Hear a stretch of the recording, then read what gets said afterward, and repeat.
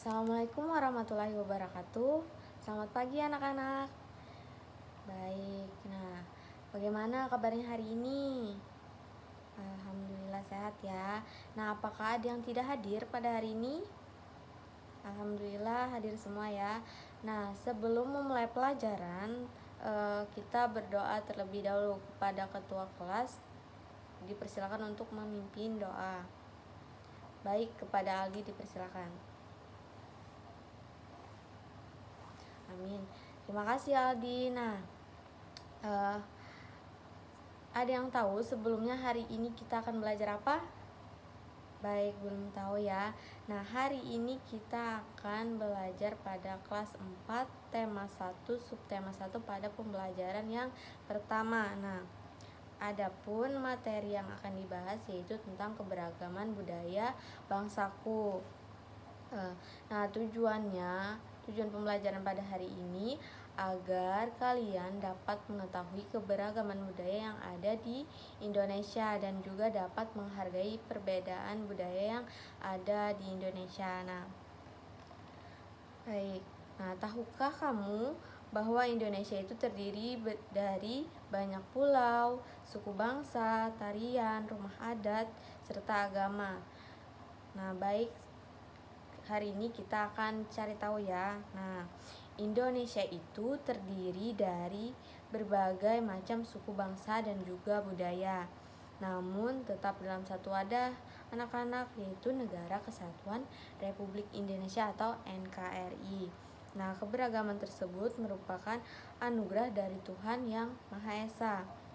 Nah, kita wajib mensyukuri keberagaman budaya yang ada pada negara kita. Kemudian berikut ini ada bacaan tentang keberagaman bangsa Indonesia. Nah, baik, baca teks tersebut dalam hati. Nah, di sini Ibu akan membacakannya untuk kalian ya. Di situ ada bacaan yang berjudul Pawai Budaya. Nah, pada paragraf pertama, pawai budaya sangat menarik bagi warga kampung Babakan.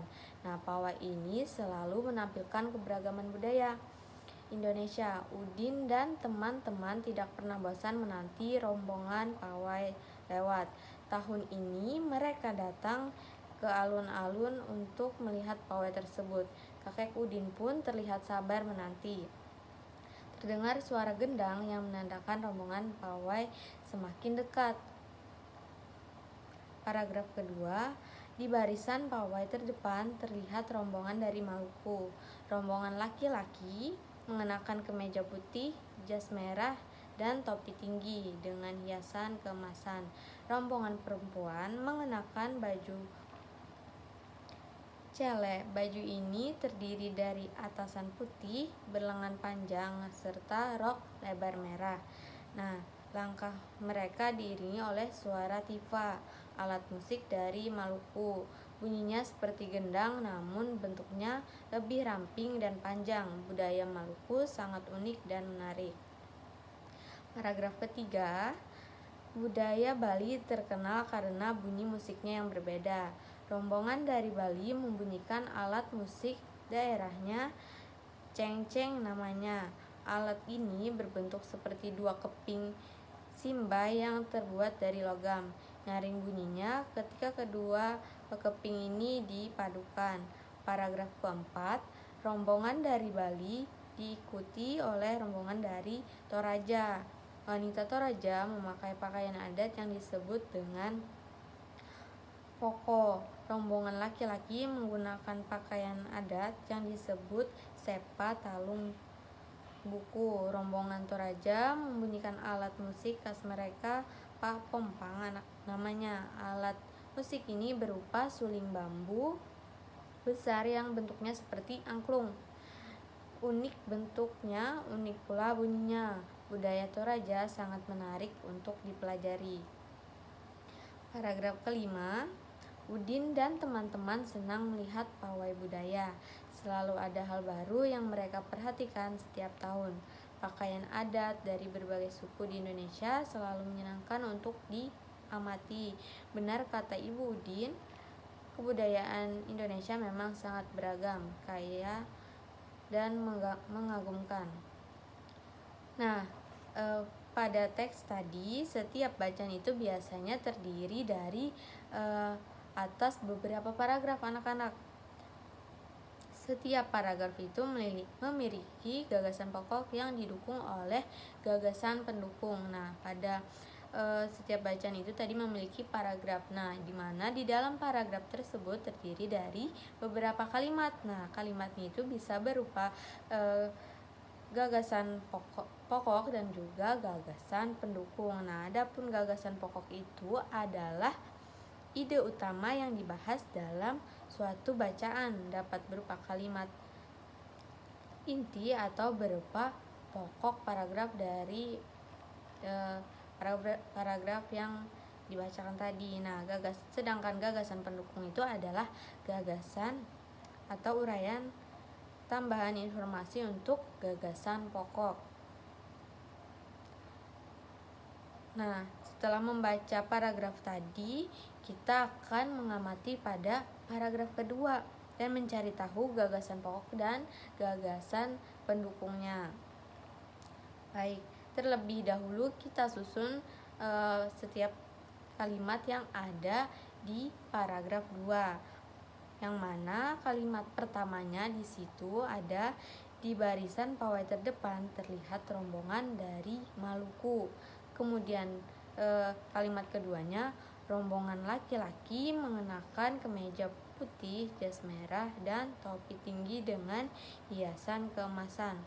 Kalimat ketiga, rombongan perempuan mengenakan baju cete.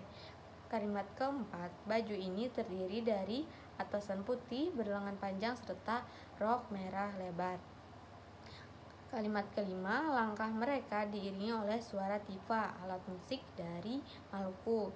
Kalimat keenam, bunyinya seperti gendang namun bentuknya lebih ramping dan juga panjang. Kemudian kalimat ketujuh, budaya Maluku sangat unik dan menarik. Nah, terlihat pada kalimat pertama, yaitu di barisan pawai terdepan terlihat rombongan dari Maluku. Kemudian diikuti dengan kalimat kedua, rombongan laki-laki mengenakan kemeja putih dan jas merah dan topi tinggi dengan hiasan keemasan. Nah, di mana terlihat kalimat kedua itu menjelaskan dari kalimat pertama. Maka kalimat pertama merupakan gagasan pokok yang ada pada paragraf kedua. Nah, diikuti dengan kalimat-kalimat di bawahnya yang juga merupakan gagasan pendukung dari kalimat pertama. Baik, itu tadi contoh yang Ibu berikan dari paragraf kedua. Untuk selanjutnya, untuk paragraf 1 sampai paragraf 5, kalian kerjakan terlebih dahulu dalam waktu 10 menit ya. Baik, sudah selesai anak-anak? Baik, sudah selesai ya, silahkan untuk dikumpulkan. Nah, selanjutnya, Indonesia itu adalah negara yang sangat beragam budaya, agama, dan bahasa daerahnya tadi ya, karena kita memiliki beragam suku. Nah, sebagai warga negara yang baik, kita itu wajib menghargai keberagaman tersebut. Nah, terlihat pada gambar itu ada beberapa dari suku yang ada di Indonesia. Yang pertama itu ada dari Aceh. Nah, terlihat pada gambar itu kita itu memiliki rumah adat, tarian, serta alat musik yang berbeda di setiap daerahnya. Dimana di situ ada dari budaya Aceh, kemudian ada Sumatera Utara, ada Sumatera Barat, Jambi, Kepulauan Riau, dan juga Pekanbaru, serta provinsi-provinsi lain yang ada di Indonesia yang memiliki suku-suku yang berbeda pula. Nah, setelah mendapatkan informasi tadi, jawablah pertanyaan berikut ini. Nah, yang pertama itu, apakah kalian semua berasal dari daerah yang sama? Jelaskan. Nah, tentu saja kita ada yang sama dan juga ada yang berbeda. Contohnya itu dari misalnya Kalimantan Selatan, ada yang sama, kemudian ada juga yang dari Jawa. Kemudian pertanyaan yang kedua, apakah kalian mempunyai ciri khas yang sama? Jelaskan. Nah, tentu tidak, karena setiap suku itu memiliki ciri khas yang berbeda-beda dalam masing-masing sukunya. Kemudian pertanyaan yang ketiga, bagaimana sikap yang harus kalian tunjukkan terhadap perbedaan yang ada? Nah, sikap yang harus kita tunjukkan itu adalah tetap hidup rukun dengan suku yang berbeda, tidak membeda-bedakan, saling menghargai, tidak mengejek ciri khas dari suku teman kita. Nah, Indonesia ini terdiri dari atas berbagai macam suku bangsa dan juga budaya, namun tetap dalam satu wadah Negara Kesatuan Republik Indonesia atau NKRI, anak-anak. Nah, keberagaman tersebut merupakan identitas dari bangsa Indonesia yang membuat bangsa Indonesia dikenal sebagai bangsa yang memiliki kekayaan budaya, suku, agama, dan bahasa yang berbeda-beda. Nah, keragaman tersebut merupakan anugerah dari Tuhan Yang Maha Esa, anak-anak. Kita wajib untuk mensyukurinya. Wujud syukur tersebut dapat dilakukan dengan bentuk sikap saling menghargai antar suku dan pemeluk agama yang berbeda. Karena Indonesia ini memiliki berbagai agama juga, seperti Islam, ada Kristen, ada Buddha, ada Hindu, dan lain sebagainya. Nah, sekarang coba kalian tuliskan pada kolom yang ada di buku, apa saja yang kamu lakukan untuk menghargai perbedaan yang ada. Ibu beri contoh, misalnya yang pertama, sikap saling menghargai yang dapat kita tunjukkan itu bermain dengan teman yang berlainan agama, jadi tidak membeda-bedakan. Kemudian yang kedua itu juga dengan tidak mengganggu teman yang berbeda agama saat dia sedang beribadah. Contoh yang ketiga itu tidak mengejek suku dan agama orang lain. Nah, selanjutnya kalian lanjutkan, nanti dituliskan di bukunya masing-masing ya.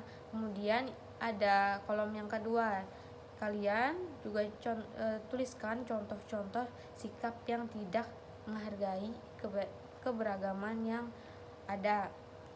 Ibu contohkan, contohnya itu yang pertama itu bermain hanya dengan teman yang satu bangsa. Nah, itu tidak boleh ya, kita harus berteman dengan siapa saja tanpa membedakan latar belakangnya. Kemudian contoh yang kedua, mengejek agama dan suku orang lain, tidak boleh ya, karena setiap suku itu memiliki ciri khasnya dan keunikannya masing-masing.